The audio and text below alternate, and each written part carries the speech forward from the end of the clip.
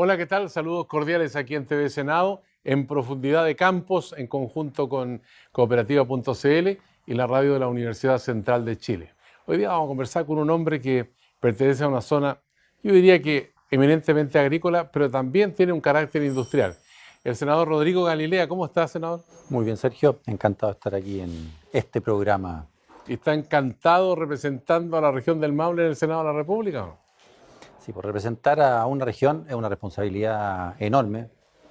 Es la región además en la que yo he vivido buena parte de mi vida, donde he criado a todos mis hijos, así es que donde me he desempeñado laboralmente y por lo tanto representarlo ya de manera política, sobre todo después de haber sido intendente de la región en 4 años, obviamente que tiene para mí un peso y un significado muy especial.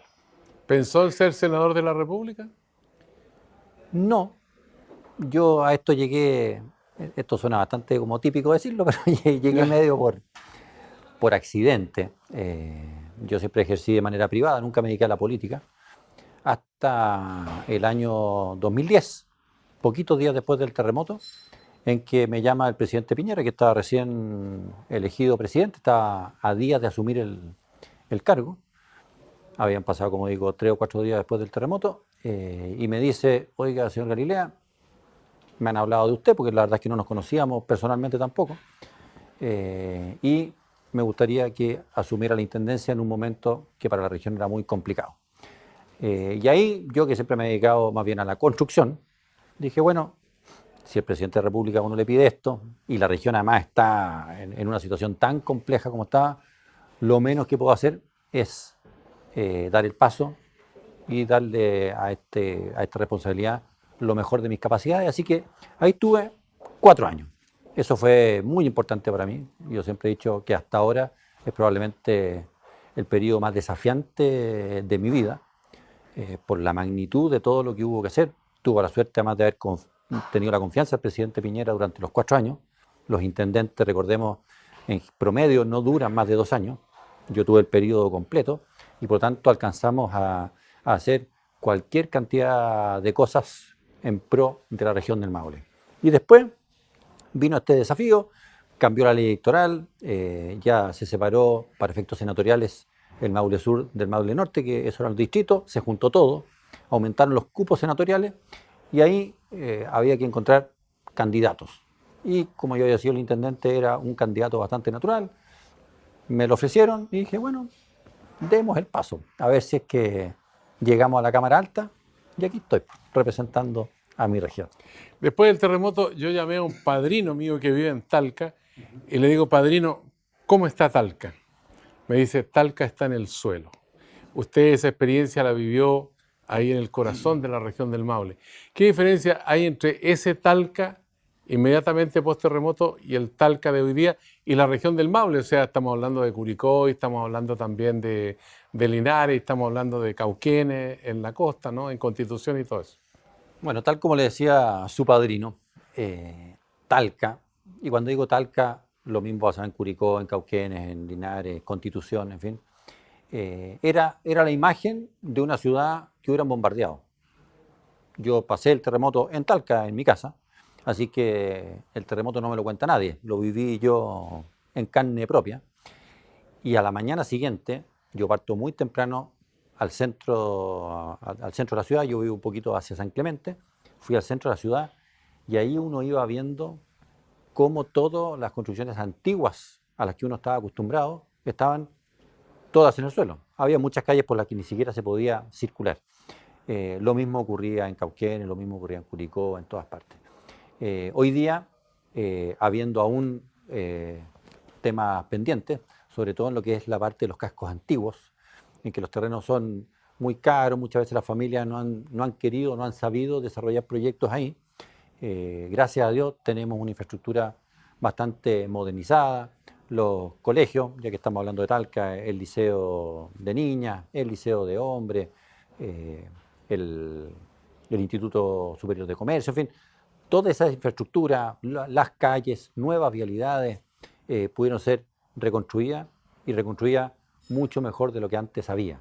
Lo mismo la cantidad de miles de casas que tuvimos que construir en la región, ahí están y gracias a Dios son casas buenas que le dan dignidad y una buena vida a quienes están en ellas. Señor Galilea, otro de los problemas fue el de la salud, los hospitales, los centros de atención médica. ¿Cómo ha cambiado el panorama desde ese momento del terremoto hasta hoy día, cuando prácticamente todo quedó en el suelo?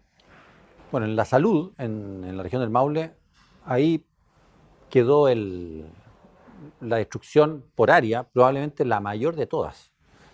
Porque aunque parezca increíble, se cayó el hospital de Curicó, se cayó el hospital de Talca, se cayó el hospital de Cauquenes, se cayó el hospital de Parral, quedó ahí el hospital de Constitución y se cayó también el hospital de Guarañé.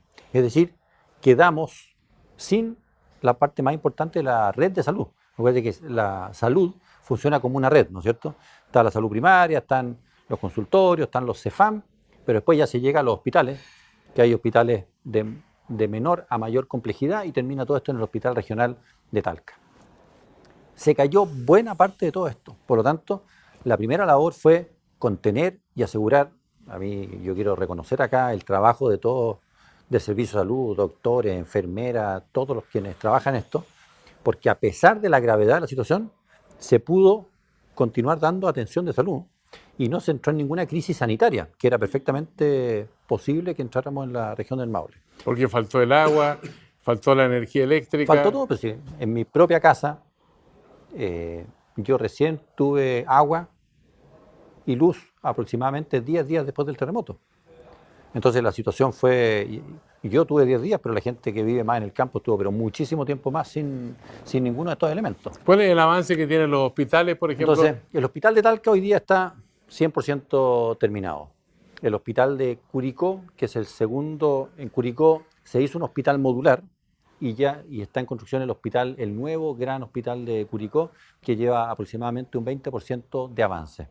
Lamentablemente, los hospitales de Linares, de Cauquenes, de Parral y de Constitución sufrieron un retraso, a mi modo absolutamente injustificado, por un error de criterio del Ministerio de Salud del gobierno anterior, que no quiso hacer hospitales en que estuviera esta asociación pública-privada. Optó a hacerlo simplemente directamente por el Ministerio de Salud. Y el Ministerio de Salud no tuvo la capacidad para avanzar en esto, y por lo tanto recién se retomó el avance de ello. Yo espero sinceramente que en este periodo de 4 años, y ese es el compromiso del ministro Santelice y del propio presidente Piñera, vamos a lograr echar a andar los hospitales nuevos en Linares, en Parral, en Cauquenes y en Constitución. Ahora, el impacto en la población, pues no solamente son las ciudades las que se atienden en esos hospitales, sino que son decenas de localidades rurales que también requieren de los servicios cuando la situación lo demanda, es más compleja, por ejemplo, la patología. Así es. Afortunadamente, como les decía, el hospital de Talca, que es el hospital más grande y de mayor complejidad en la región, está funcionando a plena capacidad y por tanto las derivaciones que eventualmente vengan del resto de las provincias hoy se pueden hacer. Ahora, uno de los elementos, digamos, que tiene que ver con el desarrollo económico de cualquier zona del país y particularmente en la región del Maule, dice relación con el turismo. Hay mucha riqueza histórica y natural en la región. ¿De qué manera ha habido una recuperación y un incentivo como para que se transforme también el turismo en una industria muy potente para esa zona del país?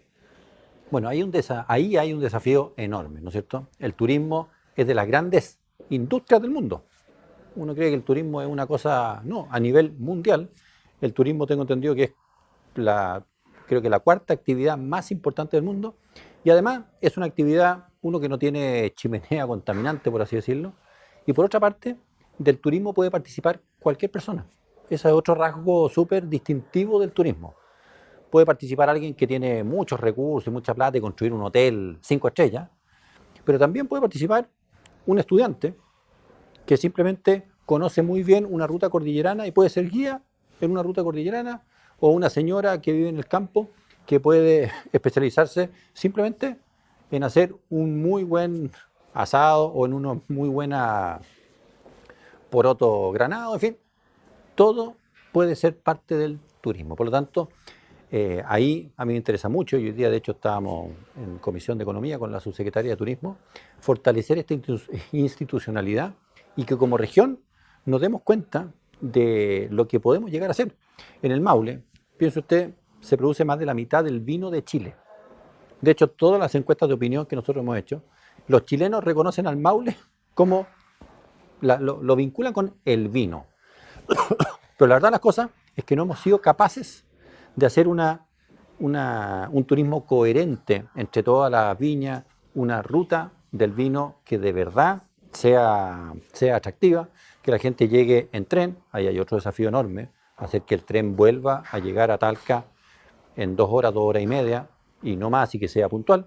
Pero en fin, crear rutas turísticas entretenidas. Hay varias rutas en Chile, por ejemplo, la del Valle de Casablanca es una ruta, Sí, está la ruta del Pisco en el Valle de Elqui, en fin. Bueno, y hay que ser capaces, si aquí no es uno contra otro.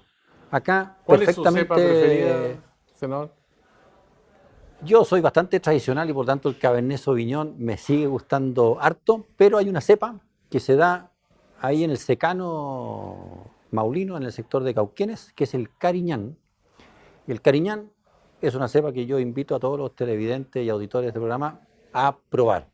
Están agrupados en una asociación de productores de viños de Cariñán, que normalmente lo escriben como Vigno, porque Cariñán tiene la G, entonces le dicen Vigno. Al estilo francés. Claro, y es una cepa que se descubrió que estaba en Chile hace no tanto tiempo y que la verdad yo la encuentro muy, muy buena. Le pasó lo mismo que el Carmener, Así es. que fue redescubierto por franceses, Claro. que dijeron, oye, pues estas parras, ¿por qué están Todos aquí? creían que era Merlot, Claro. y no, pues, era Carmenera. En fin, yo creo que la riqueza vitivinícola de la región del Maule es enorme.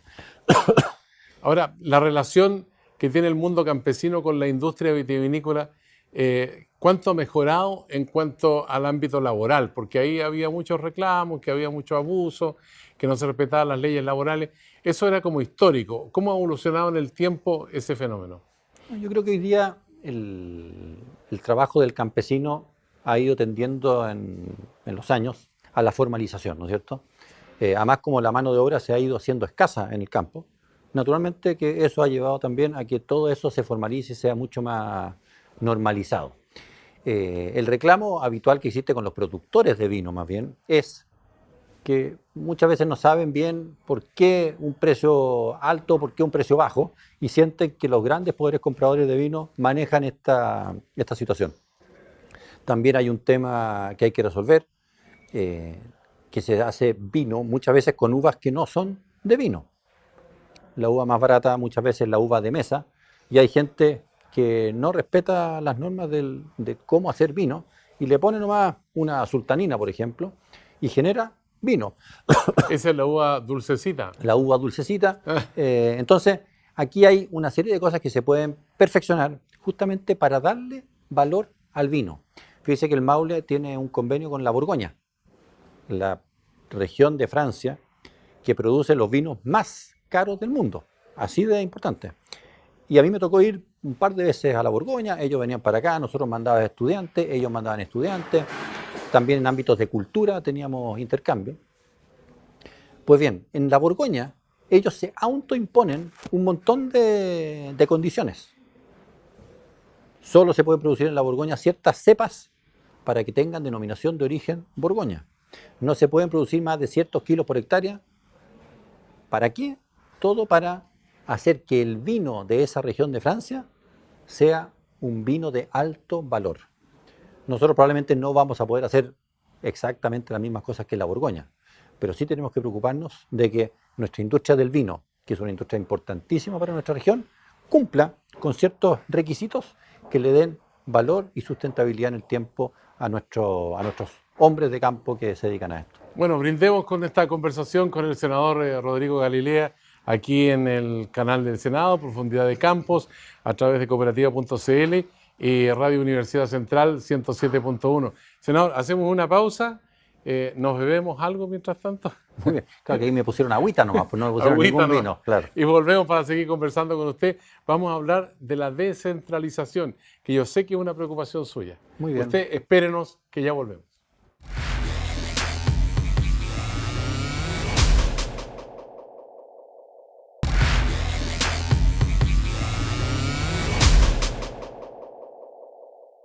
Y ya estamos de vuelta en Profundidad de Campos aquí en TV Senado. con Radio Universidad Central 107.1 y cooperativa.cl. Bueno, dejamos las copas de Cariñán con el senador Rodrigo Galilea para hablar de la descentralización. Senador, ¿funciona la descentralización o es un proceso truncado? A ver, Chile está en pleno proceso de descentralización, que a mí me parece un proceso importantísimo, tan importante que creo que es lo más radical que está haciendo el país en los últimos 50 años desde el punto de vista de su organización territorial y política. Esto ya, como digo, viene hace algún tiempo. Toda la existencia de los consejos regionales. Hoy día ya se dio el paso hace algunos años atrás, consejos regionales elegidos directamente por la gente. En 2 años más. En 2 años más, elección por primera vez del gobernador regional que va a reemplazar a lo que nosotros siempre conocimos como los intendentes. No exactamente lo mismo porque va a existir también un delegado presidencial. Y además de eso, hay que traspasar competencias y atribuciones a los gobiernos regionales. Que eso ya no viene tanto por ley, sino que viene por reglamento, ¿no es cierto? Entonces acá viene un desafío, como digo, enorme. Esto puede ser una cosa extraordinariamente positiva para el país y para las regiones. Y si se hace mal, también puede ser algo sumamente complejo que termine de alguna manera trabando las cosas en vez de mejorarlas. Yo siempre digo que Chile hace unos 100 años empezó el camino de la centralización. Hace 100 años, Iquique era una ciudad importante, La Serena, Copiapó, Coquimbo era importante, Valparaíso probablemente era más importante que Santiago, Concepción lo mismo, Talca era una ciudad industrial increíblemente moderna. La primera red de gas subterráneo de Chile se hizo ahí en Talca, en fin.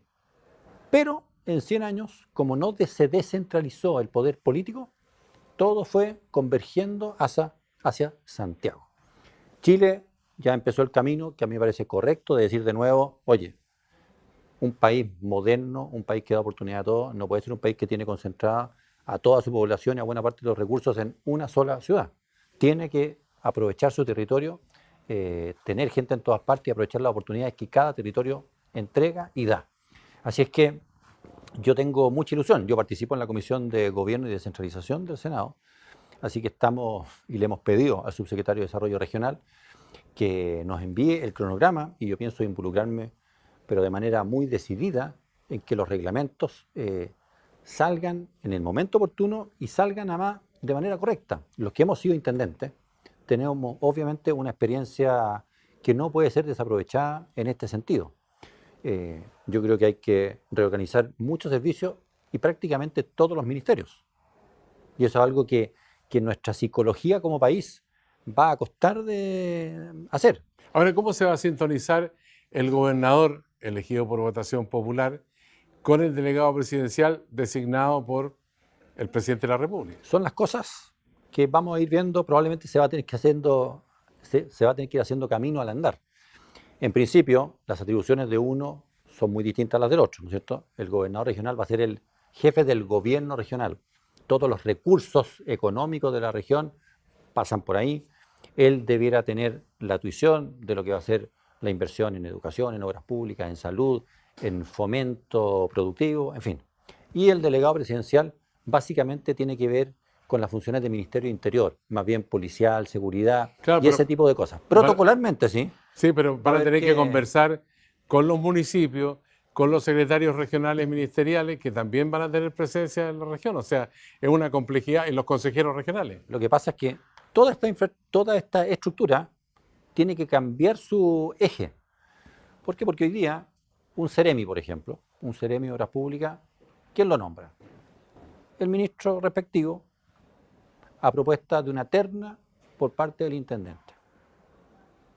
Bueno, el día de mañana hay que hacer a los ministerios funcionar de otra manera, tienen que delegar funciones y por tanto el que dirige las obras públicas tiene que ser designado por el gobernador regional.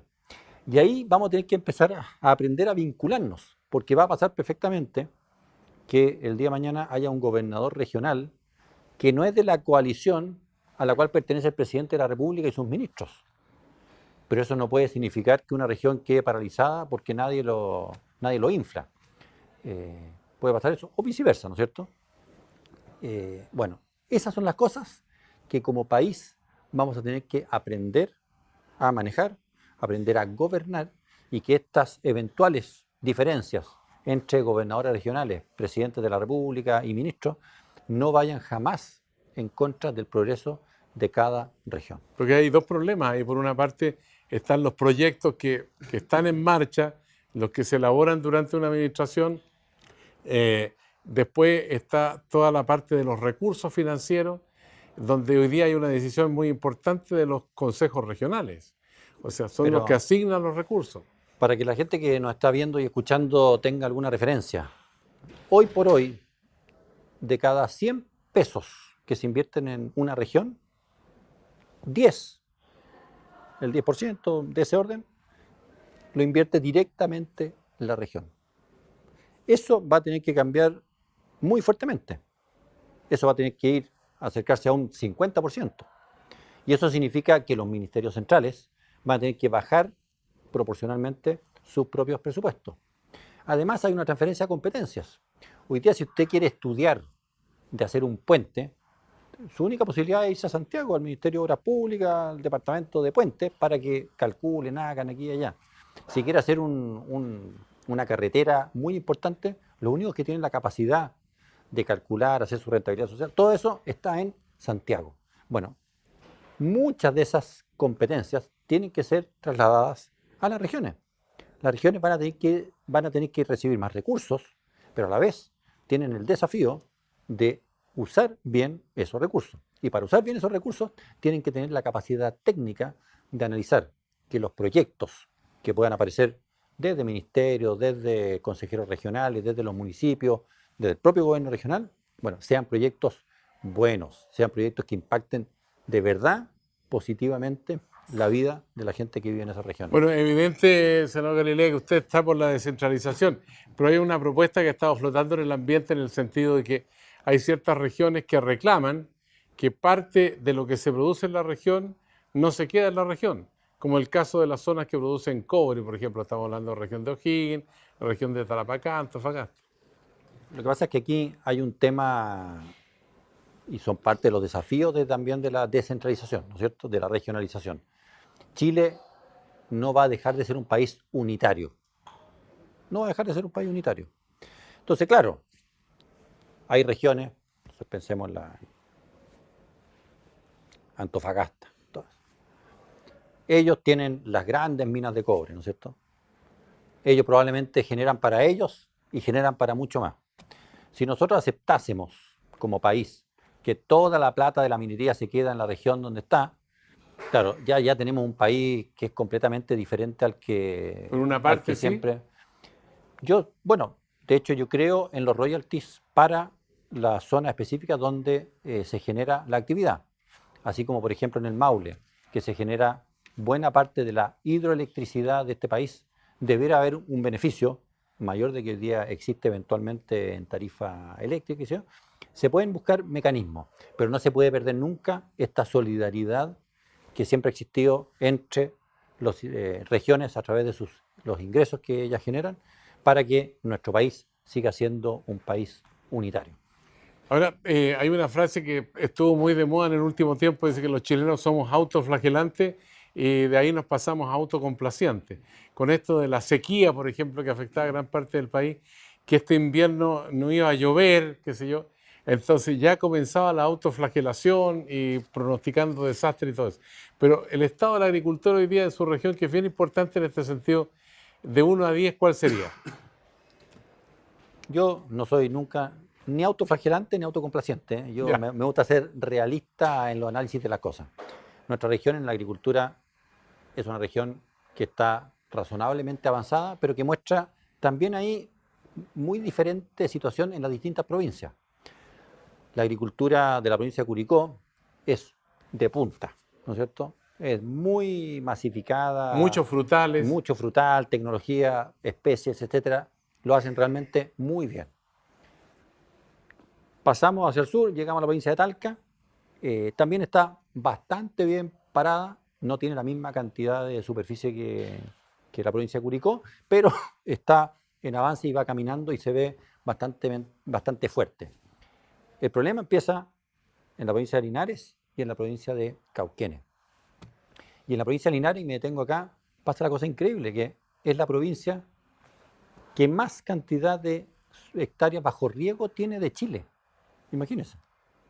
Pero su desarrollo en términos de fruticultura, que son las especies que mejor rentabilidad le dan a la agricultura, es muy baja respecto de lo que pasa en Curicó o respecto a lo que pasa en Talca. Entonces, ahí, en Linares particularmente, hay una posibilidad de focalizar inversiones agrícolas enorme, de generar una infraestructura agroindustrial enorme. Y en la zona de Cauquenes también hay riqueza, se han instalado muchas viñas porque se ha descubierto que es un terroir sumamente bueno, pero Cauquenes es secano y por lo tanto tiene que ir aparejado de inversiones en riego, en embalse. Hay un proyecto de embalse. Secano costero. Justamente, en Cauquenes hay un embalse que se llama Tutubén, hay que hacer otro más. Yo he escuchado que los embalses subterráneos tendrían mucho más capacidad y serían menos problemas que los embalses que son sobre la superficie. ¿Usted ha escuchado algo de eso, no? Siempre se habla de eso, de infiltrar las napas subterráneas, pero yo diría que lo uno no es enemigo de lo otro. Uno puede ir haciendo todas estas cosas simultáneamente. Lo mismo junto con hacer embalses interanuales, que se llama, que son los grandes embalses, se puede perfectamente hacer una cadena mucho más grande de pequeños tanques que acumulen agua para 2 días, para 3 días, para una semana, y de esa manera vamos haciendo una cadena eficiente de uso de agua. Eso es parte de lo que hay que hacer en nuestra región. Hay proyectos ya de preinversión aprobados en estos embalses, y ojalá que como país, porque esto ya es una institucionalidad de Chile, seamos capaces de hacer mucho más embalses de lo que hemos hecho en los últimos 50 años. El avance de la capacidad de embalse de Chile aumenta realmente poquísimo por año. Y yo creo que a nivel presidencial, y esto lo hemos conversado con el ministro de Agricultura, tiene que haber un cambio de velocidad y de prioridad importante, sobre todo para regiones como la región del Maule. Cuando yo le conté a un grupo de periodistas, oye, voy a conversar en el canal del Senado, en Profundidad de Campos, con el senador Rodrigo Galilea, le dije, ¿ustedes más o menos lo ubican así? Dice, un gran heredero de las tradiciones campesinas. ¿Cómo así? No, porque es un gran caminante. ¿Es verdad eso, no? Que usted camina mucho todos los días, sube, baja escaleras y no se cansa nunca. No, me canso siempre, ¿Sí? pero me gusta, bueno, a mí me gusta hacer ejercicio y me encanta caminar. Así que para llegar al Congreso yo habitualmente me pego una caminata de 2,5 kilómetros, 3 kilómetros, una cosa así. ¿Pero de dónde viene? Del Cerro Concepción, ahí en pleno puerto, ahí a los Joyos. ¿Pero sube el lo hago cerro a así. pie después o no? Sí, pues, hago dependiendo cómo esté. Y Porque eso es más esfuerzo. Y trato en el Congreso también de usar las escaleras. Llego y subo los 10 pisos a mi oficina, los subo caminando y después si bajo, por ejemplo, yo estaba en el 15, tenía esta entrevista aquí en el piso 3, me vengo caminando y después subo caminando y ahí aprovecho de hacer algo de ejercicio. ¿Practica algún deporte? ¿No? A mí me gustan todos los deportes. Siempre andar detrás de una pelota para mí fue una obsesión. Ya sea de fútbol, ya sea de ping-pong, ya sea de lo que sea. Si yo le traigo una guitarra, ¿usted sería capaz de tocar algo, no? Algo podríamos tocar. ¿Pero le gusta la guitarra? Para conquistar a las chiquillas uno tenía que recurrir a todo, incluso a la guitarra. Bueno, otra cosa es con guitarra, dicen, en el trabajo acá en el Senado muchos quieren ser parlamentarios, pero acá la tarea es dura y difícil. Yo siempre defiendo porque veo cómo trabajan acá las comisiones, a veces hasta las 10, 12 de la noche, hasta las 2 de la madrugada en muchas ocasiones. Así que esta guitarra de acá no es una guitarra fácil de tocar, la del Parlamento, por eso yo quiero dejarlo libre ahora para que siga trabajando en función de la región del Maule, senador Galilea. Bueno, muchas gracias, Sergio, y me tomo de sus últimas palabras. Efectivamente, la labor de los parlamentarios es muchas veces incomprendida lo que hacemos acá y después de lo que hacemos en la región. El territorio que a uno le toca representar es enorme y siempre en todas partes a uno le dicen, oiga, bueno, usted no viene nunca. Y no es así. Lo que pasa es que es imposible estar en todas partes todo el tiempo.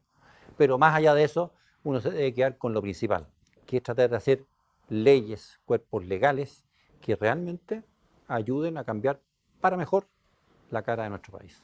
Gracias, senador Rodrigo Galilea, por conversar con nosotros. Bueno, muchas gracias a ustedes. Gracias a usted. A usted también, muchas gracias por seguir estos programas aquí en Profundidad de Campos, en el canal del Senado, a través de Radio Universidad Central de Chile 107.1 y cooperativa.cl. Será hasta la vista.